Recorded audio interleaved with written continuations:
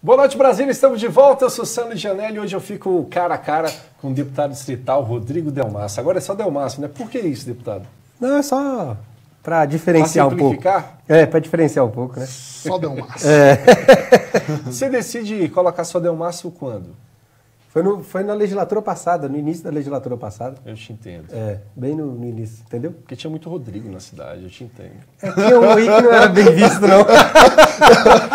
Deixa eu ficar só Delmassa aqui pra ninguém confundir. Esse negócio aqui pode melhor, né? Certo, de repente. Melhor. Deputado, você como vice-presidente da Câmara Legislativa, como é que você avalia aí as ações que vocês, deputados, tomaram aí durante essa pandemia do coronavírus aqui no DF? Eu acho que a Câmara fez seu papel. A Câmara aprovou leis, destinou orçamento para equipamentos, para compra de equipamentos, EPIs e tal. Agora esperar o Poder Executivo botar isso em prática, né? Nós tivemos o primeiro projeto de lei sancionado pelo governador Ibanez em relação ao coronavírus no diário de ontem, certo? Sendo que aprovamos há um tempos atrás. Então, quer dizer, tem o quê? Mais de 40 dias praticamente? Praticamente. Então, assim, o que a gente precisa agora é que o Poder Executivo agilize, eu sei que talvez a demanda é muito grande, mas que agilize a análise dessas proposições, que são todas elas voltadas para o bem. Envolve leis que vai mudar o dia a dia da cidade, envolve impostos, envolve emendas parlamentares. Sim. Só para você ter uma ideia, nós tivemos a lei, por exemplo, que foi aprovada em relação às mensalidades, que ainda não foi sancionada. A lei que cria... Mas essa sim, parece que a justiça entende que não pode, que não é competência da Câmara. Tudo bem, mas ou sanciona ou veta, né? Então, precisa dar uma... Precisa definir em relação a isso. E outra coisa também, um projeto de lei complementar de minha autoria que cria aquele auxílio emergencial, certo? De um salário mínimo para quem perdeu o emprego. Aí eu vou falar, não é nem o governador Ibanez, assim, o culpado não é o governador Ibanez, não é isso. Ele tem tido um papel assim, fenomenal. O problema é que muitas vezes a burocracia nestas questões atrapalha muito. Só, por exemplo, no caso do meu projeto de lei, 3 secretarias têm que dar o parecer. E mais a Procuradoria-Geral do DF. Então isso aí acaba atrasando um pouco esse tipo de ação. E aí o que a gente tem pedido para o GDF é que agilize. Pedir para os secretários para que possa agilizar ele está seguindo um rito normal, como se fosse uma... Até porque, nesse caso de análise de lei, não tem como não seguir o rito normal, mas pode agilizar. Desde como está todo mundo praticamente em teletrabalho... Você pode passar uma na frente da outra por conta da pandemia? Não é nem passar uma na frente na outra, é só a gente focar, né? Você pegar, por exemplo, os procuradores do DF, que estão praticamente todos em teletrabalho, vamos pegar as leis da Câmara Legislativa, vamos analisar rapidamente. Referente à pandemia e vamos tocar para frente. Vamos analisar. Isso aí dá para fazer. Então, assim, a grande reclamação hoje de alguns deputados da Câmara tem sido essa. Então, assim, a Câmara fez seu papel. Ontem mesmo, nós aprovamos um crédito de 57 milhões de reais, a pedido do governo, que autoriza o governo a receber recursos do governo federal para investir principalmente no hospital de campanha e na aquisição de novos testes para a população. Então isso assim, a Câmara tem feito seu papel, tem respondido rapidamente, certo? Agora, é claro, como diz assim, a democracia é a convivência harmoniosa entre os poderes. Então a gente precisa que os auxiliares do governador Ibanez possam ter a agilidade do governador Ibanez, porque o governador Ibanez é muito rápido. E os seus auxiliares também precisam... O governador da Câmara também, né? Justamente. Esse projeto chegou, vocês votaram em quantos dias? Em 2 dias. Em 2 dias você deram uma resposta para a sociedade. Terça-feira ele foi lido e na quarta-feira nós votamos. Você sabe dizer qual é a quantidade de testes rápidos que o governo vai conseguir comprar com Não sei o quantitativo, mas eu só sei que até hoje foram feitos, salvo engano, mais de 50 mil testes. 54 mil pessoas já foram testadas no Distrito Federal. Nós conseguimos testar a população toda? Eu acredito que a grande maioria. A meta do governador Ibanez é testar 450 mil, certo?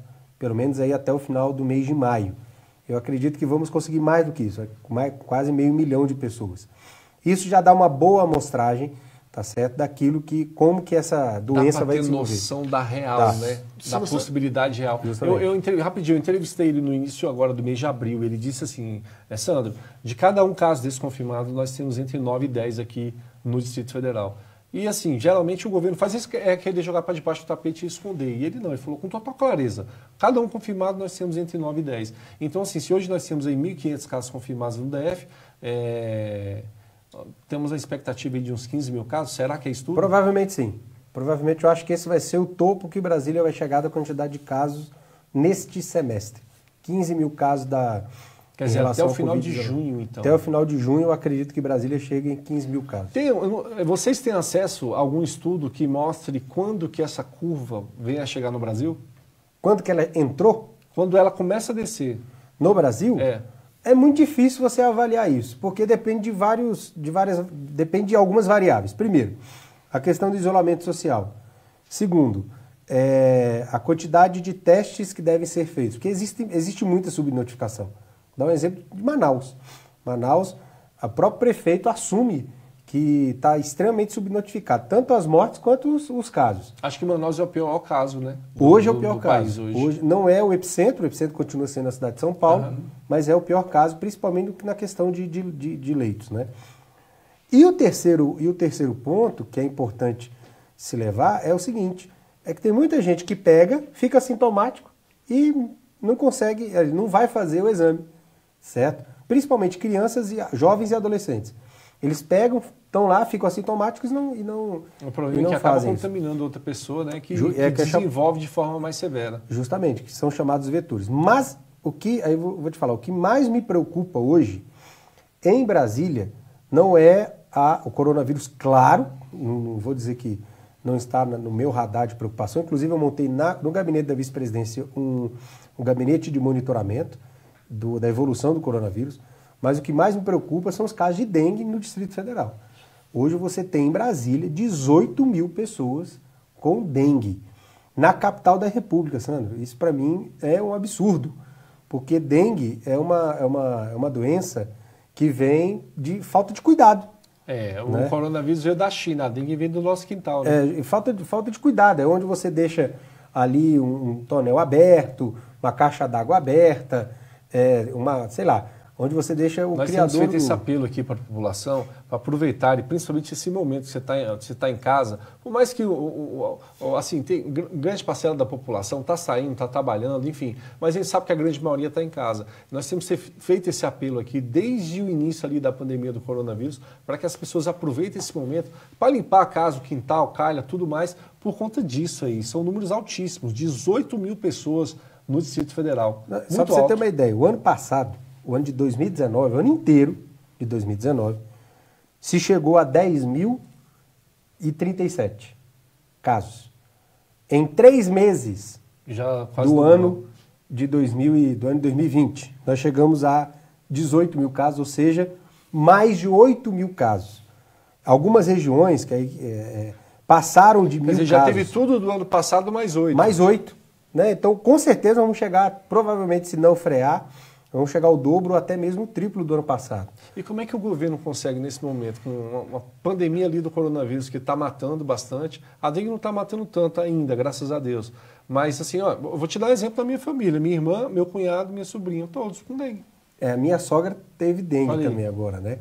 O grande problema da dengue é a evolução dela.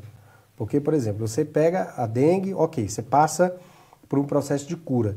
Mas se você pega ela novamente, é perigoso você ter a dengue hemorrágica, que essa sim mata, né? Então, se hoje nós temos aí 18 mil pessoas com a dengue, vamos dizer assim, tipo 1, ou seja, você tem 18 mil pessoas propícias para pegar a hemorrágica, que podem vir a óbito. Quer dizer, o corpo fica fragilizado. O corpo fica fragilizado. Então, assim, a minha maior preocupação é esse crescimento. Vou dar um exemplo na cidade onde eu moro, Guará.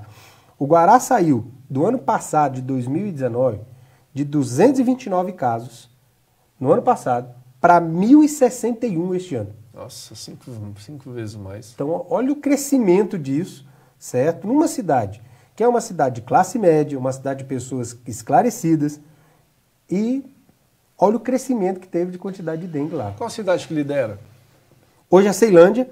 Em termos percentuais, que saiu também, teve um crescimento enorme, saiu de 962 em 2019 para 2.276 nesses 3 meses, tá?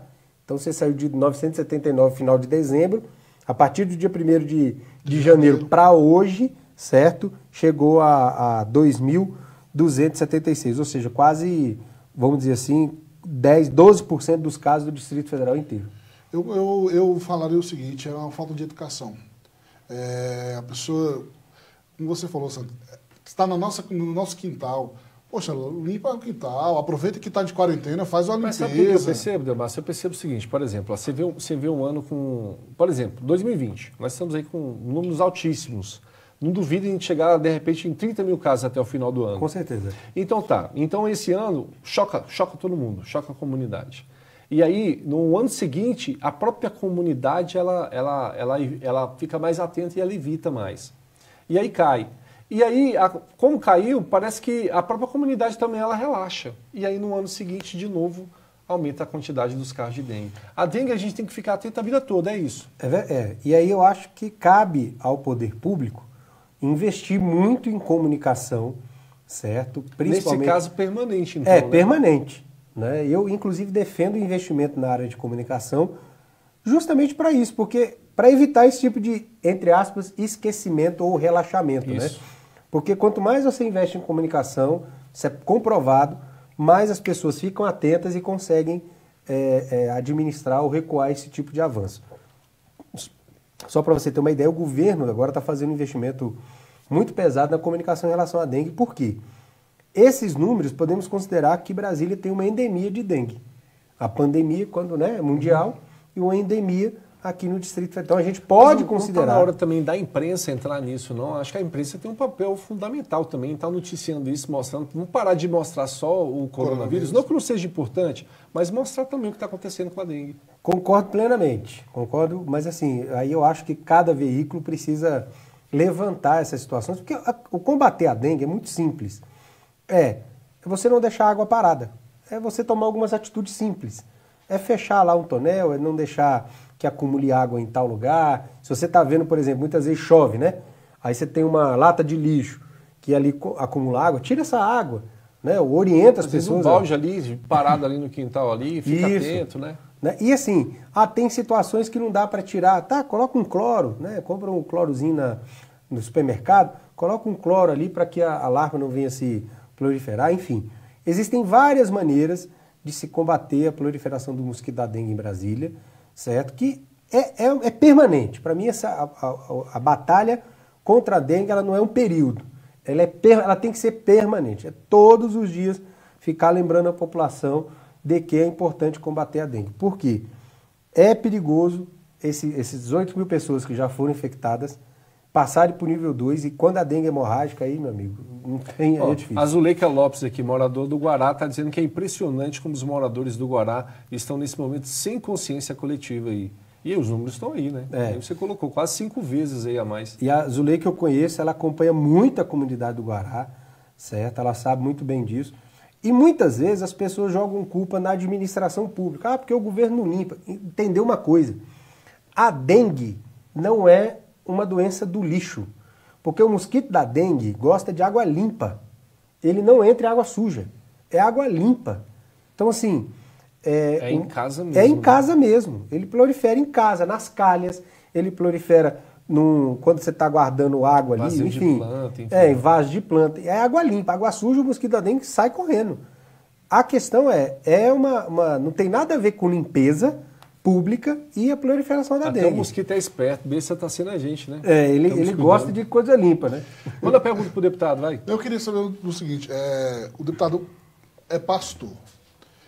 Com o fechamento das igrejas, o deputado entende que as pessoas conseguiram se juntar mais a família nos momentos de oração?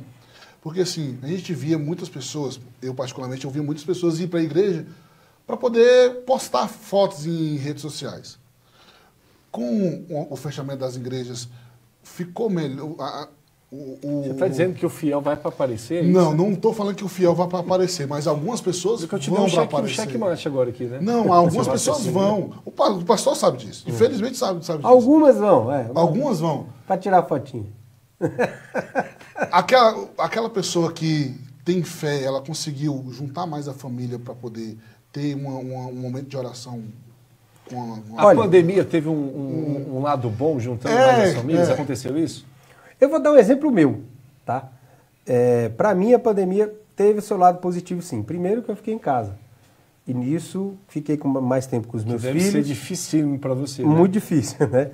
Mas assim, fiquei com mais tempo com os meus filhos. Acabei, por exemplo, consegui arrumar o quarto do meu filho, que estava lá muito tempo para arrumar. Consegui arrumar o banheiro dele, botei o banheiro dele para funcionar. Consegui arrumar o quarto da minha filha. Terminei hoje, pela manhã, né, de arrumar algumas questões, algumas situaçõezinhas lá no quarto que precisava arrumar, deixando certinho. Para mim foi muito bom. Em relação aos cultos, por exemplo, a minha igreja está fazendo culto online, a gente normalmente reúne a família para assistir o culto em casa, certo? Agora, tem outras igrejas que têm essa dificuldade. Mas só lembrando que Brasília não tem as igrejas fechadas. As igrejas estão abertas, elas só não estão realizando celebrações presenciais. Por exemplo, existem algumas igrejas, a Igreja Católica tem feito muito isso, e algumas igrejas evangélicas estão fazendo uma espécie de drive-thru da oração. Chama o fiel vai lá, certo? E o fiel vai lá, faz uma oração rapidamente, o pastor dentro do carro, não sai, o pastor com máscara, luva, enfim, e acaba saindo. Mas as pregações têm acontecido via online. Eu acredito que quem quer buscar a palavra de Deus de fato e de verdade... Vai buscar. Vai. E está disponível. Agora, quem estava só de brincadeira, e qual acaba se desconectando. Qual o percentual de adesão aí nessas lives, vamos dizer assim? Eu vou levar em consideração os números que nós temos da Sara Nossa Terra. Né? Uhum. Nós temos aí um percentual de quase 92% de adesão. Excelente. É mais ou menos o seguinte, o culto das 10 da manhã no domingo, nós tínhamos ali 900 pessoas. A gente vê 800 pessoas conectadas no YouTube, fora outras plataformas. Às vezes os outros não estão, às vezes até por uma dificuldade de internet e tal, algo do tipo. Isso, mas o que é interessante é o seguinte, que isso fez com que as igrejas, não só evangélicas, mas católicas, elas ampliassem o seu espectro. Vou dar um exemplo, a nossa igreja, ela não vai deixar de transmitir os cultos via o YouTube, via Facebook, não vai deixar. Quando voltar, ela vai continuar. Outra coisa, por exemplo, a nossa igreja... Mas fazia isso antes? Não fazia só na TV, só na rede TV que é vinculada. Quer dizer, às vezes um fiel não consegue ir naquele dia e ele tem uma possibilidade Isso, agora não, agora vai continuar nas plataformas. Legal. Uma outra coisa que é interessante também é que a nossa igreja é uma igreja em células, né? Então hoje, por exemplo, nós damos células via um aplicativo de reuniões virtual. Né? Eu faço isso todo sábado. Isso é muito bom, porque a adesão aumentou absurdamente, que a pessoa evita se deslocar, ela tem o horário dela, ela fica em casa, tira aquele período. Vou dar um exemplo, na minha célula, que normalmente é em torno de 10 a 15 pessoas, eu já cheguei a ter nesse aplicativo 30 pessoas participando, né? Quer dizer, participam mais porque estão em casa, está mais fácil, não precisa sair. E quando termina, não tem o tempo de deslocamento, né? Para isso. Aí vou te dar um exemplo do mandato. Eu já, independente da pandemia, terminou a pandemia, eu vou aderir a vou continuar, né, utilizando o Zoom para fazer reuniões virtuais. Porque muitas vezes a gente tem muita reunião, né? O pessoal pede agenda para fazer reunião e tal. E na nossa correria, só esse tempo de deslocamento para sair da sua casa até ir para outro lugar, demora com a beleza.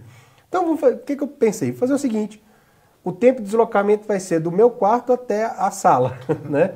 Marca, entra, resolve da mesma forma, faz os encaminhamentos. E essas reuniões também, elas têm uma característica, elas são mais objetivas, né? Bem mais objetivas. Eu falo assim, normalmente quando eu marcava uma reunião no gabinete, a média de duração de uma reunião durava em torno de 40 minutos a 1h30, né? Variava nesse período.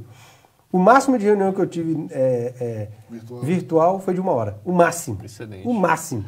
E a Câmara Legislativa, ela pretende continuar também com utilizando a plataforma virtual para poder fazer as suas reuniões, colégio de líderes, votações, ou não? Vai voltar a forma Quando presencial? voltar, o plenário vai voltar presencial, até porque, né, fica difícil. Mas a gente vai usar essa ferramenta, na realidade, para ampliar a participação da sociedade.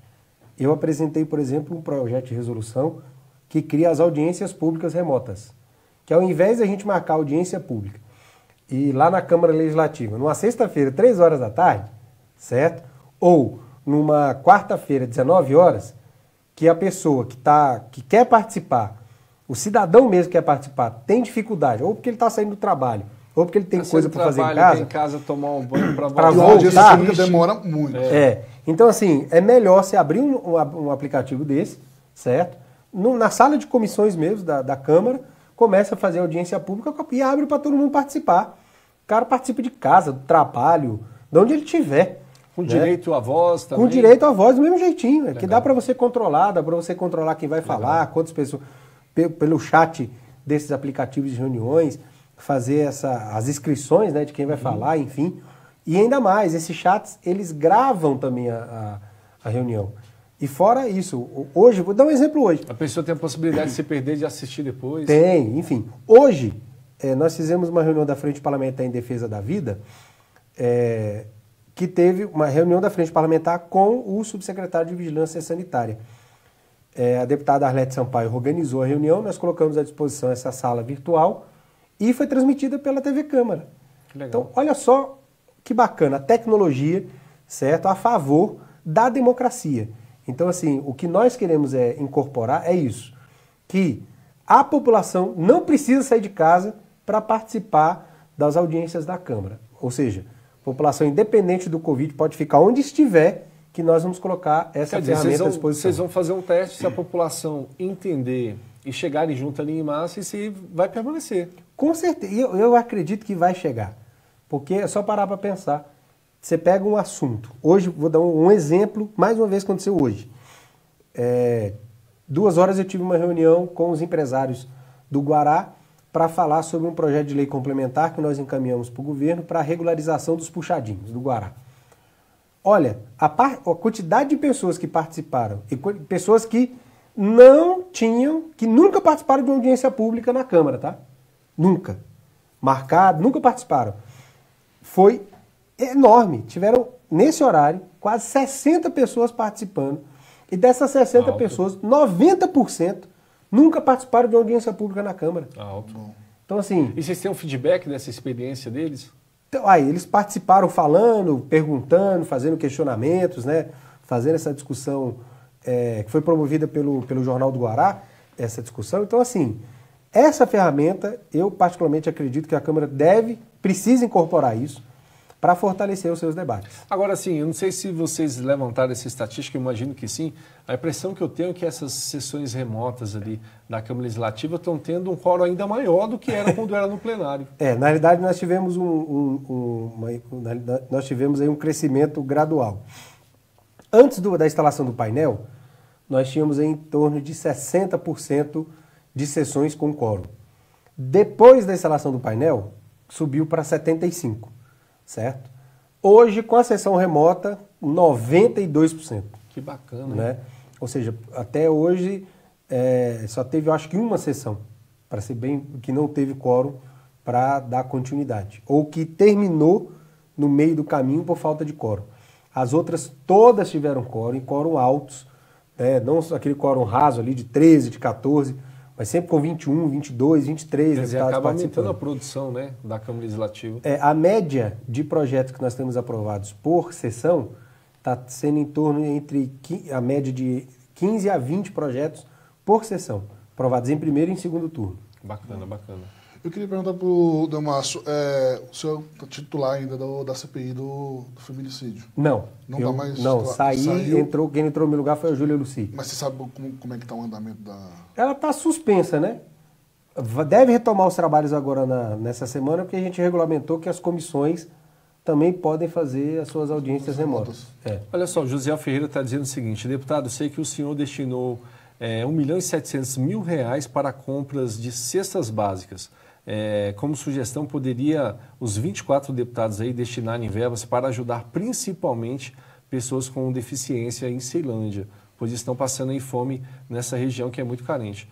Você destinou R$1.700.000 de emenda parlamentar? De emenda. Que legal. De emenda. Nós cancelamos em alguns projetos que a gente sabe que não vai executar esse ano e colocamos na Secretaria de Desenvolvimento Social para compra de cestas básicas. E aí dá em torno, eles estão pagando aí R$170 a cesta básica, então dá em torno de quase mais de 9 mil cestas básicas. Mas é uma boa cesta.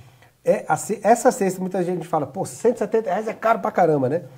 Mas essa cesta, ela vem com carne, ela vem com... Ah, não é vem aquela com produto, pequenininha ali. não, ela vem com produto de limpeza, ela é bem... É uma cesta para tocar um mês em casa. Isso, e com tudo, né? Com produto de limpeza, com alimentação, com proteína, não é só aquela que vem com alguma coisinha, com biscoito, enfim. Tem uns pequenininhos. Não é aquela de R$70 que vende no supermercado. Não, é uma cesta, inclusive a cesta verde. Nessa cesta básica está incluso também a cesta verde. Bacana. Já quer fazer a última pergunta? Eu queria... 2 minutos para encerrar o programa. Eu queria só... O que você achou da nomeação do novo ministro da Justiça? Olha, eu conheço o novo ministro da Justiça, certo? O doutor André Mendonça é primeiro... Uma provocação, rapidinho. O da saúde, você conhece? Não. Ela é o titio avô, cara. É o cara que ninguém lembra. Vamos voltar para a Justiça, mas porque o da saúde não dá. O doutor...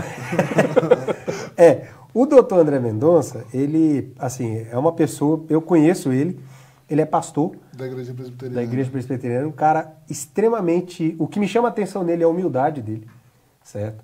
Ele tem doutorado na Universidade de Salamanca. Ele é professor de doutorado na Universidade de Salamanca. Ele é doutor em Direito de Estado e Governança.